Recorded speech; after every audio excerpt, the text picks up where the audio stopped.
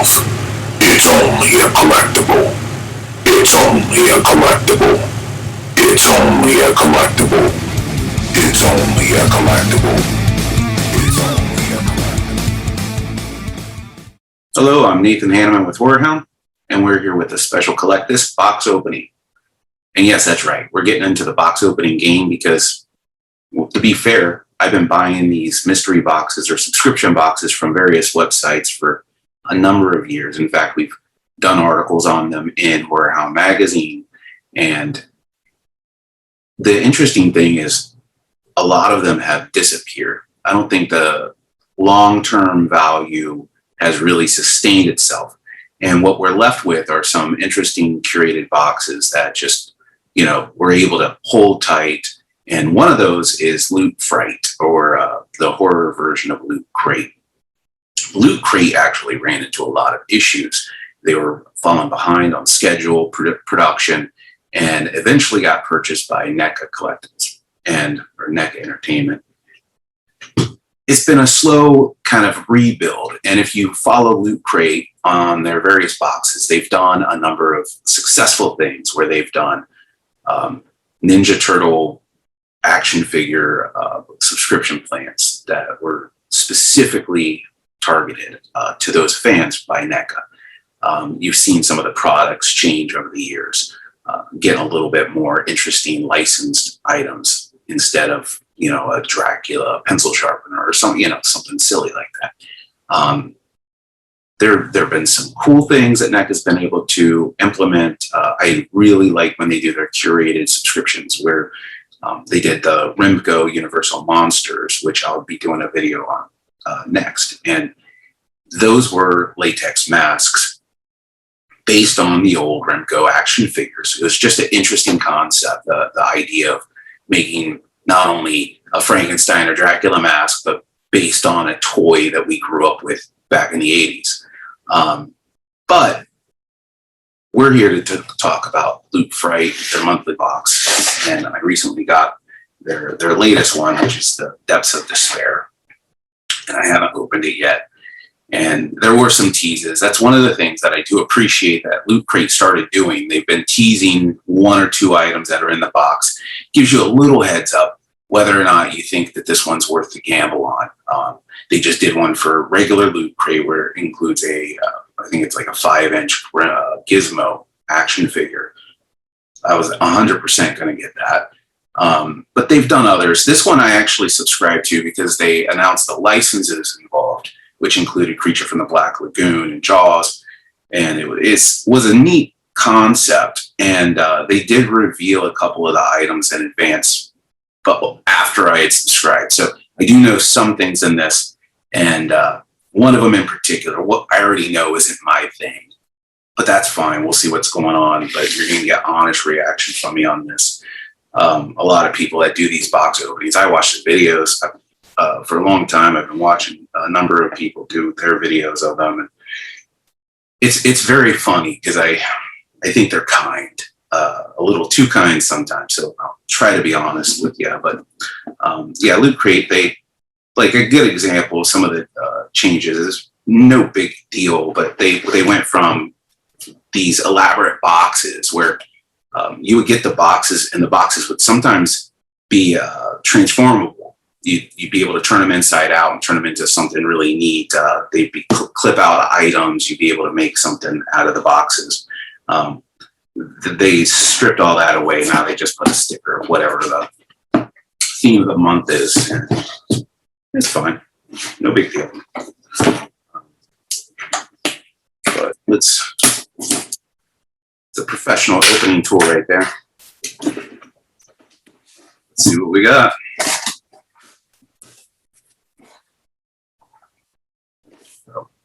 Immediately very black.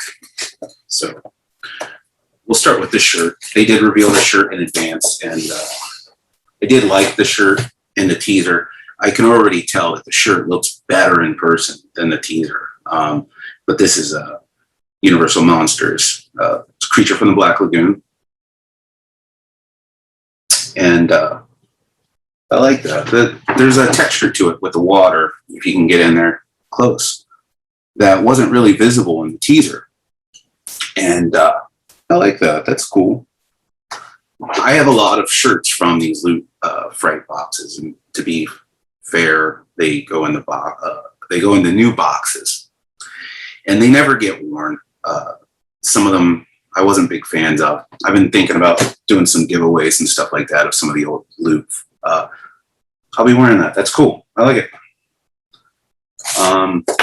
Next up is another item that they teased in advance, and this is the one that I was actually disappointed in. I was expecting, they've been doing a little figure in each box, some sort of three-dimensional figure. And I was excited at the licenses. Is it going to be creatures? Is it going to be Jaws? What's it going to be? And it ends up being something unlicensed, which from a business standpoint, I get. It's smarter. You don't have to pay a licensing fee. But this was called the box was the Call of Cthulhu. And ended up being a sizable, a very sizable item. I mean, if you're into Cthulhu, everyone should be. You may dig this. I think it's a little cartoonish for me, but I'll be honest, the weight, the size of it, it's really impressive. But it's a simple, literal Call of Cthulhu figurine. Very goofy, very silly. I don't know. The teaser I was a little bummed by. Having it in your hand, feeling the weight of it, seeing the detail of it. It's not bad.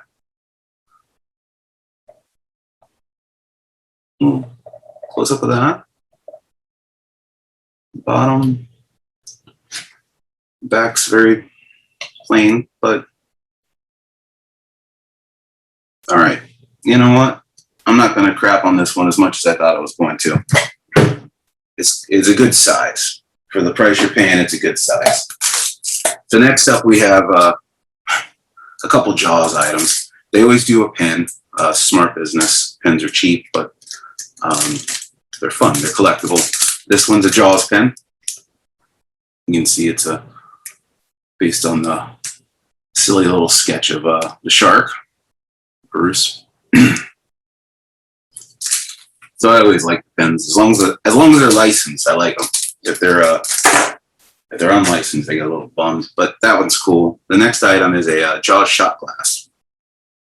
You see, this is in a box. The last shot glass they shipped was Beetlejuice. And it showed up broken, and I never got a replacement. Loot Fright customer support has been on a rebuilding, phase for a while, but this is cool. I have a lot of shot glasses. I don't have any yellow ones, color ones like this. I like it. I'm not super bummed by this box. Nothing's broken. Last item in the box, and that was Tremors, and it's from their Lootwear collection. It looks like it's a pair of socks, graboids. Very clever. It's a good use of the creature. It's the shape of a sock puppet, so to speak. I don't know. I don't do socks. I mean, I obviously wear them, but the clever gimmick socks, they're usually in a cloth that doesn't agree with my skin. This one's nice. I like it.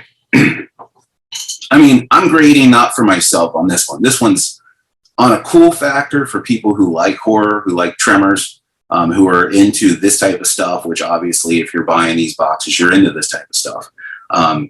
That's a good piece. Yeah, I would say at the end of the day, this one was totally worth the money. I'm not into the cartoonish Cthulhu, but it's cool. I'm not gonna take anything away from it at all. The pen's nice. The socks, very smart, very clever. I like that. The shot glass. I really like the shot glass. I use a lot of shot glasses. Or drink a little bit. I like that a lot. So yeah, I think this is a good box. I think NECA would benefit trying to stick with licensed properties for the figures. The Gremlin one that they have is very cool for Loot Crate's regular box coming out. I don't know if it's out yet. I'm going to make some noise reaching over. This is a good example though of one of their past boxes that they did a figurine. This was a licensed figurine. It's smaller, and this is what I'm, good example of what I'm talking about here.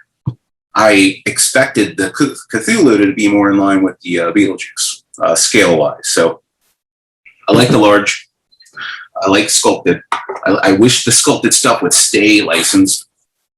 That would be ideal for me as a collector. As you can see behind me, I collect a lot of crazy stuff. Yeah, if you're going to do shirts, if you're going to do the socks, and you're going to do the pins, I really hope that they just lean more towards the licensed stuff in the future. They've done a good mix, and they've been trying out some artistic concepts. The next box I'm skipping because they revealed it. It's another concept figure of I think it's like a wolf man coming out of a kid's mouth.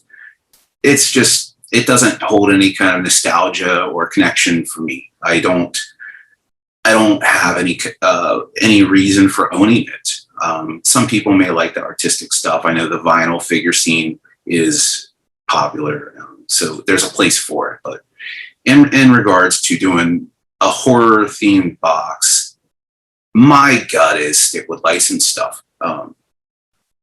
I mean, as this proves, a shot glass, a pen, a socks, I don't necessarily need any of this stuff. But the fact that they're licensed means that they're legitimate. They're part of that world. They're part of the history of the licensed products for these films, and that makes them a little bit cooler for me. I'm a licensing nut.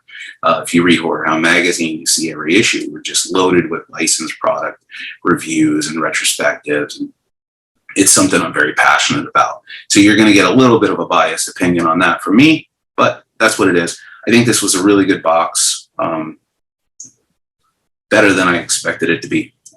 If you are interested, Loot Fright, I believe, is quarterly, but you just go to lootcrate.com and you can click on the selections of boxes. I don't know if the Gremlins box is still available in the regular Loot Crate, but you always want to keep an eye on regular Loot Crate.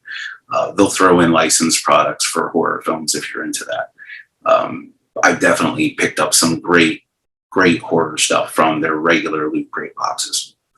So yeah, I would give this first unboxing. We'll go with a star rating. Let's out of five stars, I would go 4 on this. This was fair. Good licenses, good concept, good curation. Hopefully you like this first episode.